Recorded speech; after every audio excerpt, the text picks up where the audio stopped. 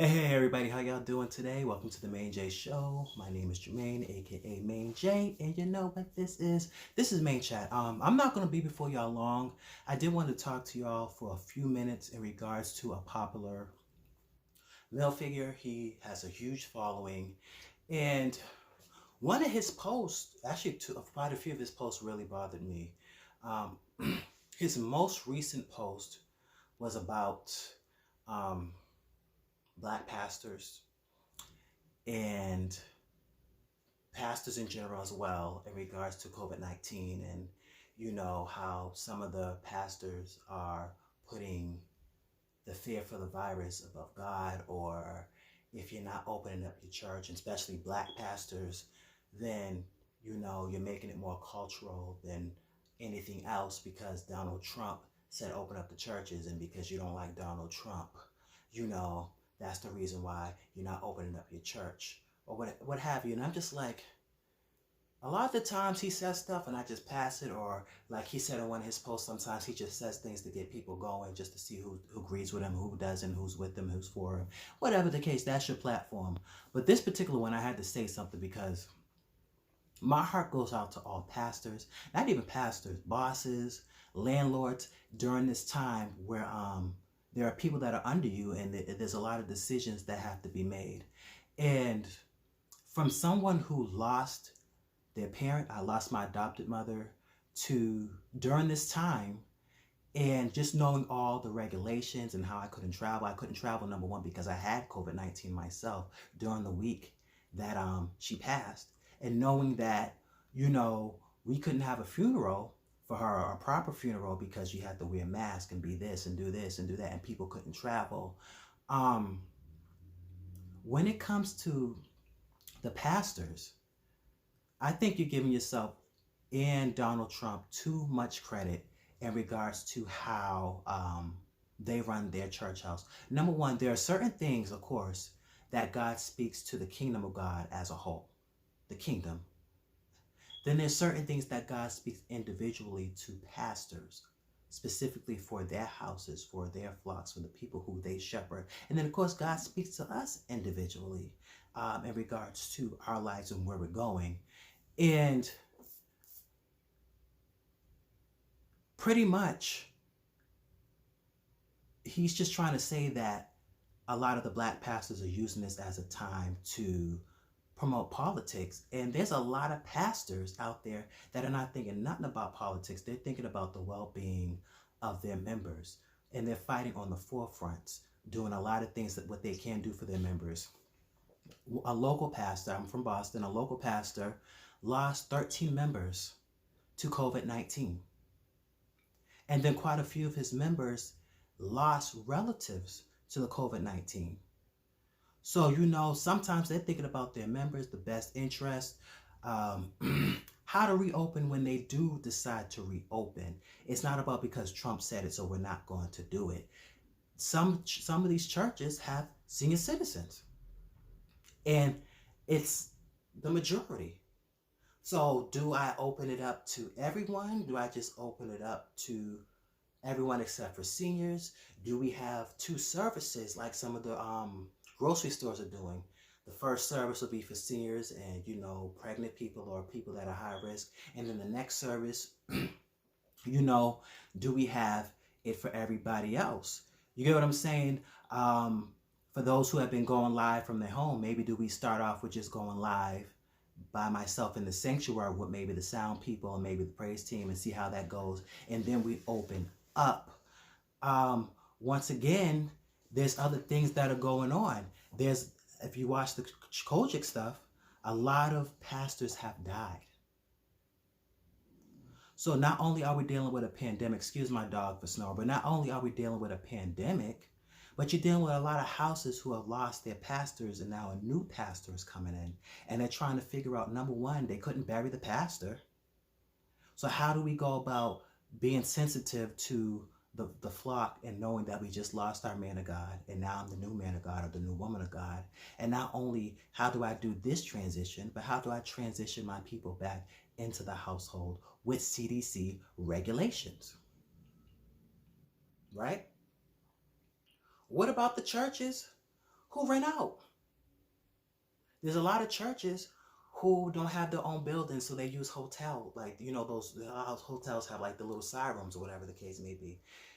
The hotel got regulations right now, so they might not even be able to have this service, or if they have this service, once again, all members can't come. So I might as well still go live till at least I know all my members can tune in. If they're not using a hotel, they might be renting out of halls. There's a lot of halls that are closed right now. You can't come in. If you do have your service, you can't have all these people up in here right now due to our guidelines. We don't want to get shut down.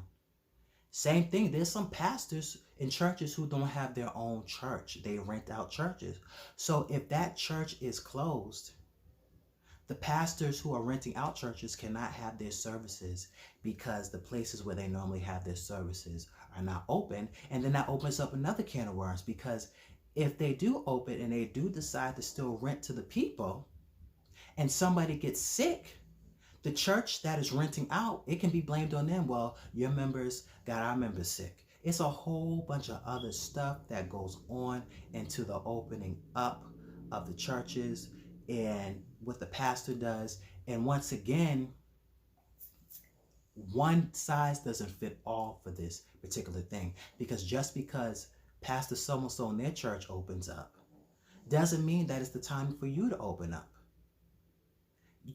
These pastors, Brother Marcus, have to be God-led to when they open up their churches and when they allow people to come in and how they're doing it. They have to seek God for their flock.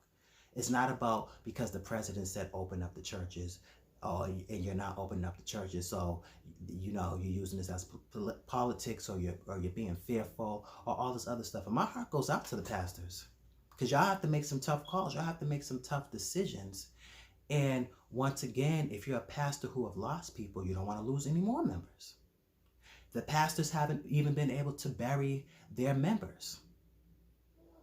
Or even if they lost family members of their own, you know, they haven't even been able to go to funerals. And, you know, I think you have to be sensitive, Marcus, to that. There's a lot of people who have had it, like myself, and don't wish that on nobody. I didn't eat for 5 days straight. No appetite, couldn't smell, was in a whole bunch of pain. And then slowly but surely, I dealt with it for almost 20, 22, 23 days. You know what I'm saying? And then once again, what do you tell the people who have lost people to this? Or may have it and don't want to spread it to nobody else?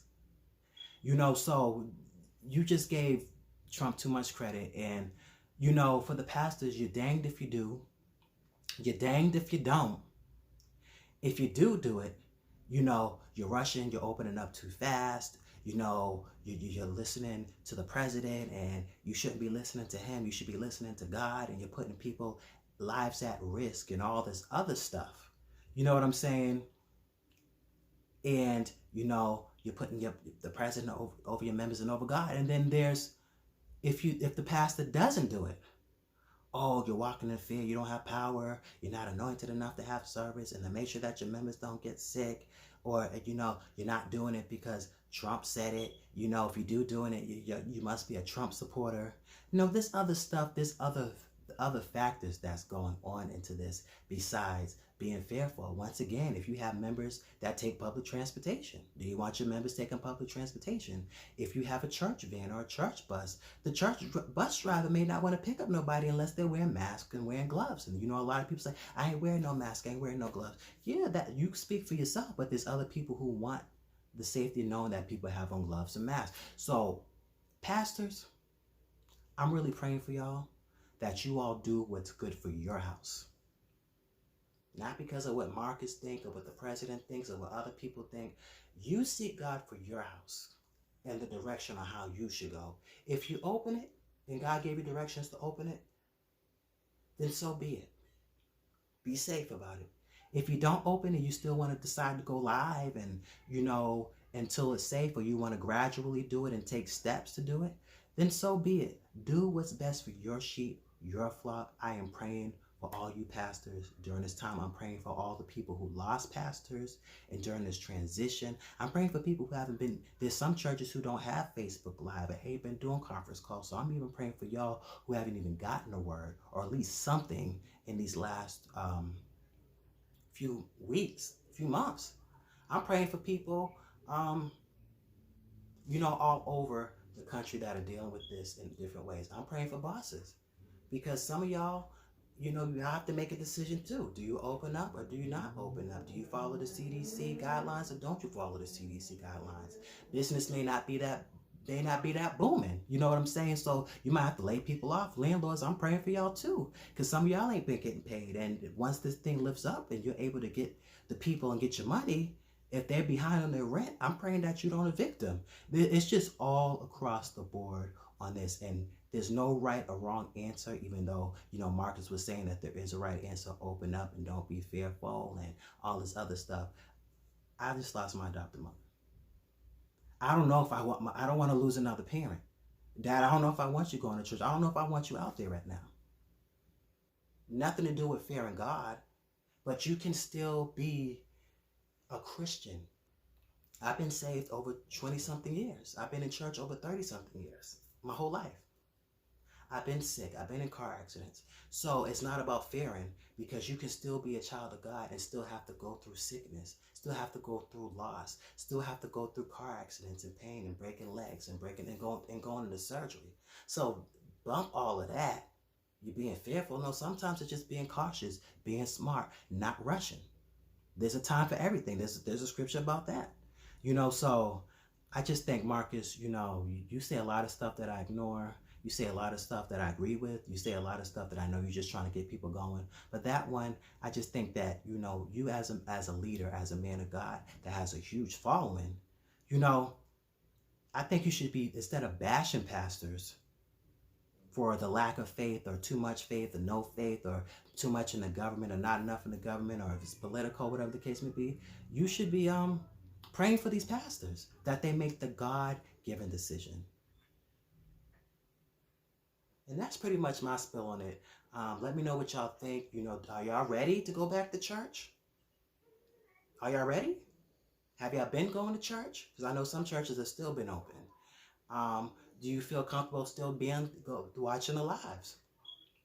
For me, I'm about tired of lives. I'm ready to go fellowship, but I know that there's a whole bunch of CDC guidelines. You got, from what they're saying, you know, the mask, the gloves, the hand sanitizer, you know, trying to stay 6 feet away. I'm ready to shout.